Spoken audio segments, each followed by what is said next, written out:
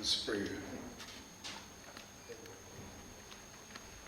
The Legislature and the Parliament of India are the temple of democracy. It is an institute where policies are conceived, and these policies are transformed into laws through enactments by the legislature to govern the state and its citizens.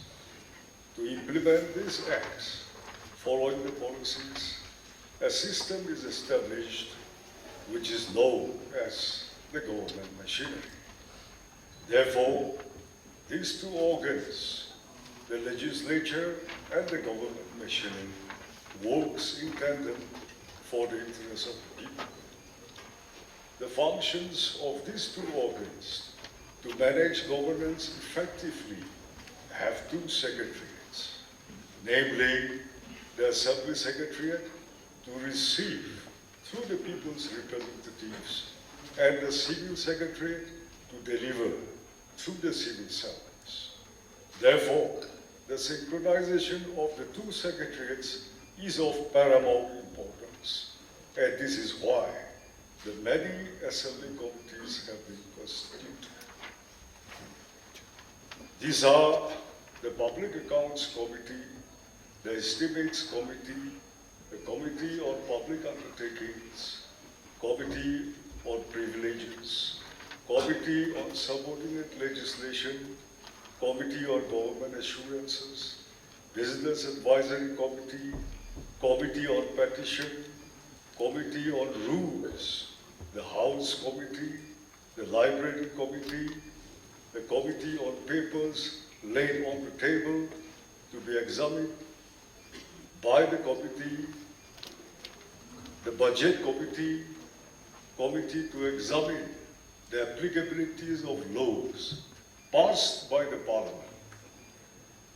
And speakers have the Rules Committee have also just included the Committee on Environment and Climate Change and the Committee on Urban Local Bodies, the Village and Tribal Councils, vis-à-vis the Nagaland Municipal Act of 2023 and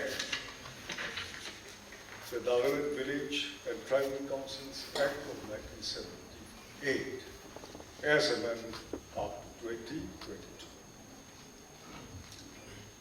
The roles of these committees are to coordinate the working systems of the two secretariats, to ensure the implementation of developmental programs conceived out of the policies by the Legislative Assembly, which are meant for the optimum development of the people on all fronts and through all departments of the government machinery. These committees also play dual roles in that they submit their reports on which the popular government rectifies or streamlines their future plans and programs. Therefore, the evidences, both written and oral, established by the committees have far-reaching impacts and consequences. In all, the very essence of a people's government will be missing if the roles and purposes of the committees are compromised in any manner. Therefore, Speaker said, my observation and submission today, through your good office, is also to the honorable members who constitutes as a member in any of the assembly committees.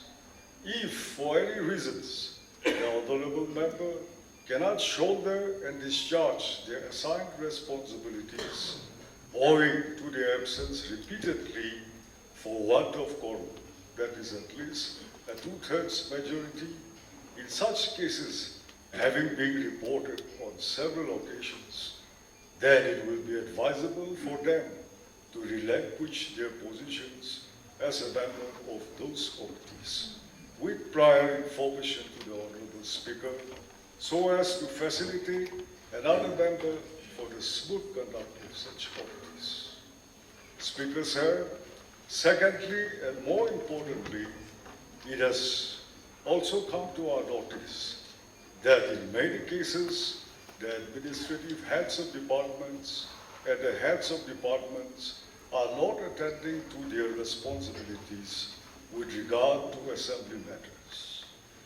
It has further been observed in many instances that even oral evidences meetings are not being attended, leading to the repeated rescheduling of the meetings, causing serious inconveniences. Non-attendance in these meetings and the tendency to depute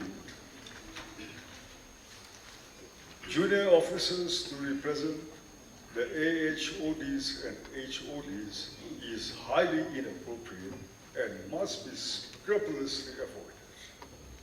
All recommendations made by the committees must be treated with due importance, and the mechanism should be in place for their timely implementations. Also, all the AHODs and HODs must ensure their presence during the assembly sessions, which is of a very high importance. The assembly is the highest democratic institution of governance, and all its matters must be treated with utmost seriousness and priority. Government officials, especially those in leadership roles, have a duty to respect the legislative process and ensure that the concerns and recommendations of the House are addressed with sincerity and diligence.